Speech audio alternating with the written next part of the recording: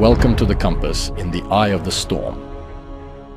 In 1972, the World Bank said the following: a country's telecommunications are its central nervous system. And the central nervous system, as you probably know, controls all parts of the body. When it comes to telecommunications, we can't stress the importance of controlling it enough, especially when considering the implications of surveillance and from the perspective of informational advantages. And what about controlling the internet infrastructure? Well, these days, it is the same infrastructure, really. Perhaps you remember something called upstream collection that Edward Snowden told us about? This is where the intelligence services siphon information directly from the backbone of the telecommunications network, in collaboration with telecom companies. Also, the payment infrastructure is dependent on the telecommunications network. All our digital payments without telecom is completely impossible.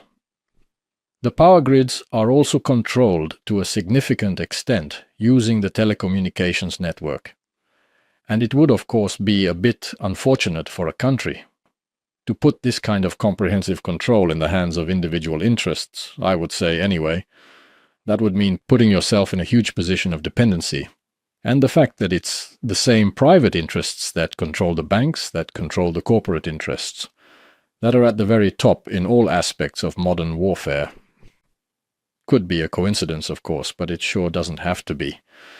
Because what if these private interests' ideas about how things should be done differ from what the population perceives as the best way forward? What long-term implications and issues could arise, do you think? Let's ponder this question for a moment. What does it mean in the long term regarding power and influence dynamics? Instead of hastily moving on, let's consider another scenario. When Huawei aimed to penetrate Sweden's 5G market, it faced considerable opposition.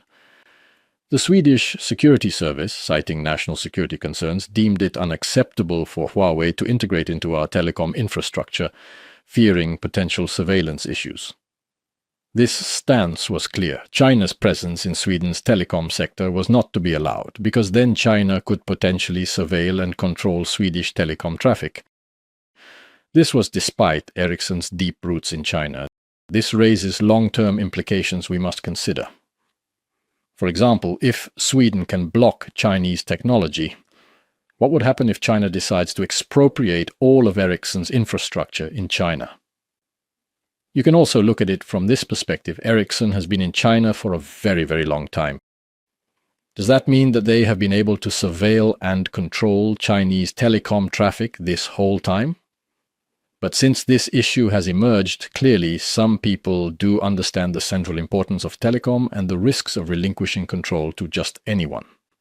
This could lead to severe vulnerabilities, which are of course undesirable. Taking Ericsson as an example, it is arguably larger than Huawei, providing telecom infrastructure in 184 countries.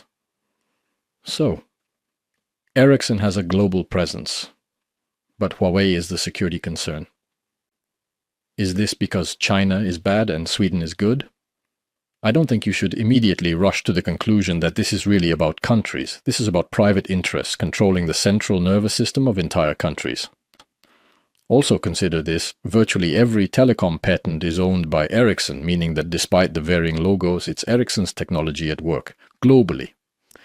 This creates not only a security concern, but also a huge dependency due to licensing fees for using their patents. Ericsson's history in the Five Eyes countries is noteworthy, predating the intelligence collaboration. This invites reflection, albeit not conspiratorial, about who set the precedent and the credibility of existing operations. Investor AB, the major shareholder in Ericsson, has been influential since the early 1900s, barring a brief period between 1930 to 1932. Ericsson's dominance in 184 countries, as stated by the World Bank, essentially means control over a significant portion of the global telecom network. However, Sweden banned Huawei over surveillance concerns. The US, after banning Huawei, contemplated acquiring Ericsson, likely to ensure control over its own telecom network. Ericsson's recent history, however, is marred by controversies. In 2007, Ericsson's Greek subsidiary was fined €7.36 million for unauthorized surveillance, including bugging the Prime Minister. In 2013, revelations of Ericsson and Telia aiding the Georgian government in phone tapping surfaced, raising democratic concerns. There were also bribery accusations, like the incident in Uzbekistan involving Telia and the president's daughter.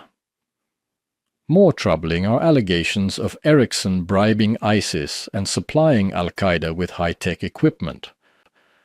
An American colonel's testimony in a U.S. class action lawsuit accuses Ericsson of financing terrorism in the Middle East. These allegations, if true, implicate Ericsson in severe war crimes. The U.S. Department of Justice fined Ericsson $1 billion in 2019 for violations of the Foreign Corrupt Practices Act, the highest fine for such a case. This raised questions about the effectiveness of resolving corporate criminal cases through fines, especially when individual accountability is often absent. The cost of doing business. Pitiful.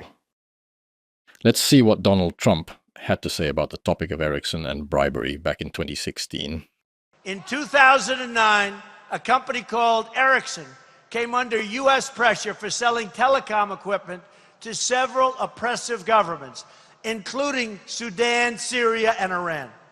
Some of these regimes use those technologies to monitor and control their own people.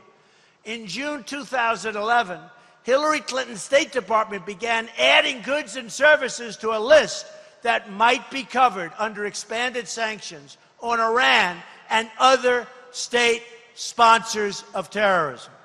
During that time, Ericsson sponsored a speech by Bill Clinton, paying him $750,000, his highest paying speech. In April 2012, the Obama administration issued an executive order imposing sanctions on telecom sales to Iran and Syria, but those sanctions did not cover Ericsson's work in Iran.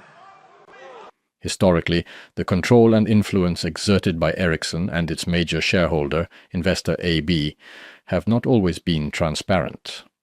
The Wallenberg family, owning investor, symbolizes this influence, perhaps encapsulated in their motto, to act without being seen. And what I think is a bit special with this investor logo is that the I is the international symbol for information. It could also be a coincidence. Or maybe more people understand that information management is pretty central to acting without being seen and exerting influence. The case of Ivar Krueger, who controlled Ericsson in the early 1930s, and the mysterious circumstances surrounding his death further illustrate the complex web of power and influence in the telecom industry. Ivar Krueger was a remarkable businessman, often referred to as the Match King for his vast business empire in the 1920s, particularly in the early 1930s. The story surrounding him is rather peculiar. Krueger gained control of Ericsson around 1930, having adeptly bought up shares. He was a master at the business game. Accompanying him in this venture was another man called Sostenes Bain, who also owned a telecom company. Bain, a former signalman and an American colonel in the signal troops during the First World War, understood the significance of control over telecom and military applications, a not-so-insignificant detail in this narrative. Krueger and Bain's takeover of Ericsson wasn't exactly well received from the perspective of investor, the controlling entity. Then, in a whirlwind of events, Krueger decided to lend money to Germany in 1932 for a monopoly on match production. This was around the time of French Prime Minister Aristide Briand's funeral in Paris, where Krueger was set to sign the German loan. After these events, Krueger shot himself in the chest. Subsequently, Marcus Wallenberg and his partners took it upon themselves to sort out Krueger's finances. Surprisingly, they quickly branded Krueger a great swindler, claiming his empire had no real value, an image that was widely spread in the media. As a result, Krueger's shares plummeted. However, in a twist of fate, the same interests that discredited him were able to buy his shares at a lower price, thus gaining control over his entire empire, including Ericsson. Many have shed light on this enigmatic Krueger thing. A 2021 article by Dagens PS pondered whether Krueger was murdered and who benefited from his death. These questions seem almost redundant to those familiar with the history. But one thing is clear: Ericsson fell back into investors' control. Ivar Kruger's brother, Torsten Krueger, wrote several books on this matter. In The Truth About Ivar Krueger, he cautiously suggests that Ivar Krueger might have been murdered rather than having taken his own life, although he stops short of really naming suspects or true motives. This story, the Krueger crash, his death, and the control of Ericsson, is pivotal. It's central to understanding the subsequent events of world wars, intelligence collectives, mass surveillance, and so much more. It's important, I believe, to form your own opinion about how this all really happened and why. Because in the end, the saga of Ivar Krueger and Ericsson is more than just a tale of business. It's a story interwoven with the very fabric of global history and politics. If you haven't already, consider listening to our episode about something called the biggest intelligence coup in history, and a company called Crypto AG, and a man called Boris Hagelin, where we dive into the military applications of information management.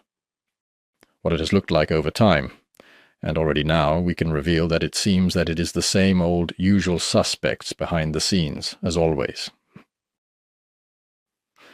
I would like to thank you for watching and listening. I hope that it has made you question some things and viewing them in a different light. Thank you very much and see you soon.